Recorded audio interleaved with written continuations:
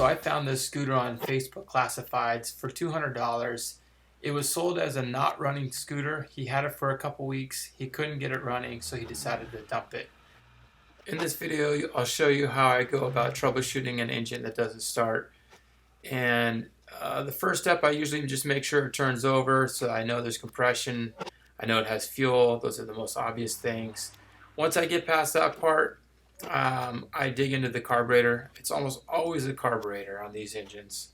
Typically, the float bowl on these carburetors is filthy, and either the pin that allows fuel to enter into the float bowl is stuck, or it's clogged, or one of the jets is clogged that leads up into the upper part of the carburetor and is not allowing fuel into the engine. So those are the first things you can dig into. In this case, the gentleman had already taken apart the carburetor, which was obvious. Once I get it apart, there is obviously stripped out screws, and inside the jets are damaged because that brass is very soft and it's easy to dent and nick. And it's clear that he's been inside this carburetor and taken it apart and done his best to clean it out.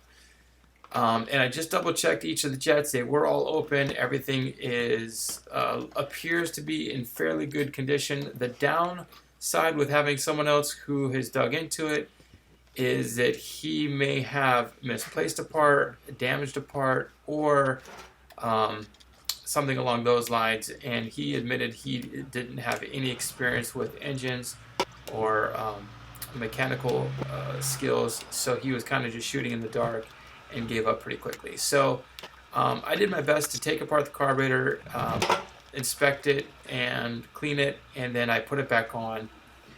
And so the next step I thought was it could be bad fuel. Usually you can actually smell bad fuel. It smells kind of stale, and it's also darkish yellow. It didn't look that bad. It looked pretty healthy, but just to be safe, I went ahead and removed the gas tank and drained out what was in the fuel tank and just made sure the fuel filter didn't look clogged. And I tested the fuel pump, made sure it pumped out fuel.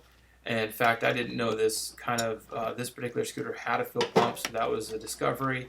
And I was able to actually confirm that fuel did indeed squirt out of the fuel pump. And I replaced the fuel with fresh fuel. So then I figured it's time to try it again. Let's go ahead and hook up the jumper box and try to start it up and see what happens.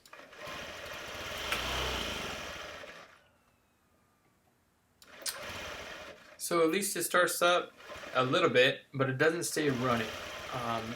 But we have a good sign. We know it's got spark. We know it's probably getting air fine through the airbox. No restrictions there. I can get it running, and the engine sounds good. It just won't stay running.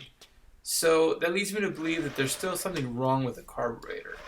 It's either jet is clogged or something along those lines, or the diaphragm at the top is not working correctly and it's not opening and closing to hold the idle. Something is wrong with the carburetor. I fiddle around with the carburetor a little bit more, and I continue to try to get it running, and I just can't get the thing to stay idling or even really rev up until I finally decide, let's check out this vacuum hose. It controls the diaphragm on top of the carburetor. When you blow into that vacuum hose, it raises the diaphragm, which is connected to a needle that leads down into the main jet of the carburetor. When you blow on it, it raises that needle and allows more fuel into the engine. I figured, let's see what that does.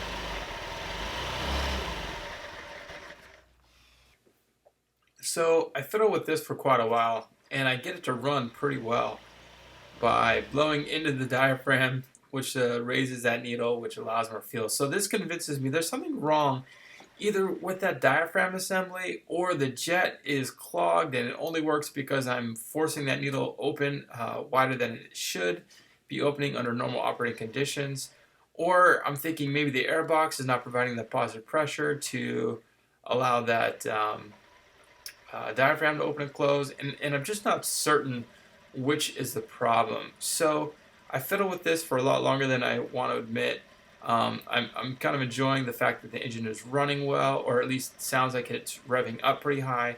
But I eventually just give up because I can't get it to idle on its own, and I can't get it to really run under its own uh, power. So I do fiddle around with the airbox. Actually, end up removing the airbox completely. I look it over, and I do not see anything that's obvious there.